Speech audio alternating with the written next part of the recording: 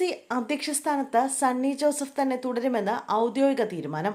വരാനിരിക്കുന്ന നിയമസഭാ തെരഞ്ഞെടുപ്പിന്റെ പശ്ചാത്തലത്തിൽ അധ്യക്ഷനെ മാറ്റേണ്ടതില്ല എന്നാണ് ഹൈക്കമാൻഡ് സ്വീകരിച്ചിരിക്കുന്ന നിലപാട്. തെരഞ്ഞെടുപ്പ് ജോലികൾക്ക് മേൽനോട്ടം വഹിക്കുന്നതിനായി 4 അംഗ സമിതിയെയും നിയോഗിച്ചിട്ടുണ്ട്.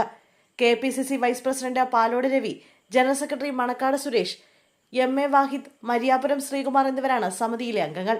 സാധാരണ നിലയിൽ നിയമസഭാ തെരഞ്ഞെടുപ്പിൽ മത്സരിക്കാൻ KPCC അധ്യക്ഷന്മാർ പോകുമ്പോൾ പകരം ചുമതല നൽകുന്നതാണ് പതിവ്.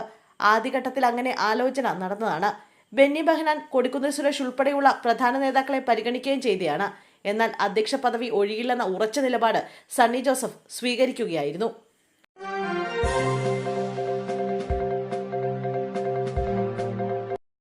സംസ്ഥാനത്തെ സ്വകാര്യ ആശുപത്രികളിലെ നഴ്സുമാർ വീണ്ടും സമരത്തിലേക്ക്. ഈ മാസം 26 മുതൽ അനിശ്ചിതകാല പണിമുടക്ക് നടത്തുമെന്ന് യുണൈറ്റഡ് നഴ്സസ് അസോസിയേഷൻ അറിയിച്ചു. മാനേജ്മെന്റുകൾ ചർച്ചയ്ക്ക് തയ്യാറാകാത്തതിനാലാണ് സമര പ്രഖ്യാപനം. ആശുപത്രികളുടെ പ്രവർത്തനത്തെ തന്നെ ബാധിച്ച സമരം പിന്നീട് ഹൈക്കോടതി ഇടപെട്ടാണ് മാനേജ്മെന്റും UNAയും തമ്മിൽ ചർച്ച നടത്താൻ തീരുമാനിച്ചത്.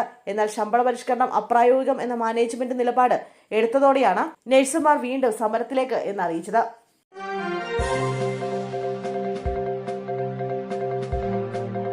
MK മുനീറിന്റെ വീടിന് ജപ്തി ഭീഷണി. കാലിക്കറ്റ് ടൗൺ സർവീസ് സഹകരണ ബാങ്കിൽ 49 ലക്ഷം രൂപയുടെ ബാധ്യതയിലാണ് മുസ്ലിം ലീഗ് നേതാവും മുൻ മന്ത്രിയുമായ MK മുനീറിന്റെ വീടിന് ജപ്തി ഭീഷണി നേരിടുന്നത്. കോഴിക്കോട് നടക്കാവിലുള്ള ക്രസന്റ് ഹൌസിനാണ് ജപ്തി സംബന്ധിച്ച ബാങ്ക് നോട്ടീസ് ലഭിച്ചത്. മാർച്ച് 31-നകം പണം അടച്ചില്ലെങ്കിൽ ജപ്തി ചെയ്യുമെന്ന് ബാങ്ക് നോട്ടീസ് വിശദമാക്കുന്നു. 2021 തെരഞ്ഞെടുപ്പിന് മത്സരിക്കുന്നതിന്റെ ഭാഗമായി നൽകിയ സ്വത്ത് വിവരങ്ങളുടെ അടിസ്ഥാനത്തിൽ 4,34,25,895 രൂപയുടെ ആസ്തിയാണ് MK മുനീറിനുള്ളത്. 11 കേസുകളാണ് നേരിടുന്നതെന്നും MK മുനീർ സത്യവാങ്മൂലം നൽകിയിരുന്നു. 92 ലക്ഷം രൂപയുടെ ബാധ്യതകളുണ്ടെന്ന് MK മുനീർ 2021 വ്യക്തമാക്കിയിരുന്നു.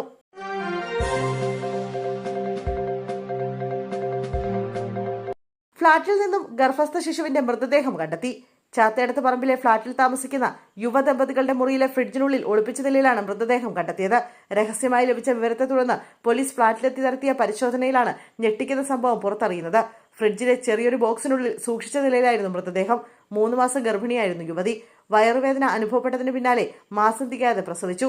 നഴ്സിംഗ് പഠിച്ചതാണെന്നും ഭ്രൂണം സ്വയം വേർപ്പെടുത്തിയെന്നും യുവതി പോലീസിന് മൊഴി നൽകി. ഭ്രൂണം കളയാനുള്ള ബുദ്ധിമുട്ട് കാരണമാണ് ഫ്രിഡ്ജിൽ സൂക്ഷിച്ചതെന്നും യുവതി മൊഴി നൽകി. സംഭവത്തിൽ പോലീസ് അസ്വാഭാവിക മരണത്തിന് കേസെടുത്തു.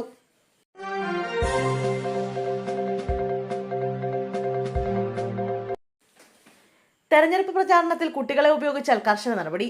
ഇക്കാര്യത്തിൽ തെരഞ്ഞെടുപ്പ് കമ്മീഷന്റെ വ്യക്തമായ നിർദ്ദേശങ്ങൾ നിലവിലുണ്ടെന്നും കോഴിക്കോട് തിരഞ്ഞെടുപ്പ് ഓഫീസറും ജില്ലാ കളക്ടറുമായ സ്നേഹിൽ കുമാർ സിംഗ് വ്യക്തമാക്കി. റാലികൾ, മുദ്രാവാക്യം വിളികൾ, പോസ്റ്റർ, ലഘുലേഖ വിതരണം, തെരഞ്ഞെടുപ്പ് യോഗങ്ങൾ തുടങ്ങിയ പ്രവർത്തനങ്ങളിൽ കുട്ടികളെ പങ്കെടുപ്പിക്കാൻ പാടില്ല. പ്രചാരണത്തിനിടെ കുട്ടികളെ കൈകളിലെടുക്കുന്നതും വാഹനങ്ങളിലോ റാലികളിലോ ഉൾപ്പെടുത്തുന്നതും അനുവദനീയമല്ലെന്നും അധികൃതർ വ്യക്തമാക്കി. കൂടാതെ തെരഞ്ഞെടുപ്പ് കവിതകൾ, പാട്ടുകൾ, പ്രസംഗങ്ങൾ, രാഷ്ട്രീയ പാർട്ടിയുടെയോ സ്ഥാനാർത്ഥിയുടെയോ ചിഹ്നങ്ങളുടെ പ്രദർശനം എന്നിവയിലും കുട്ടികളെ ഉൾപ്പെടുത്തുന്നത് നിരോധിതമാണ്.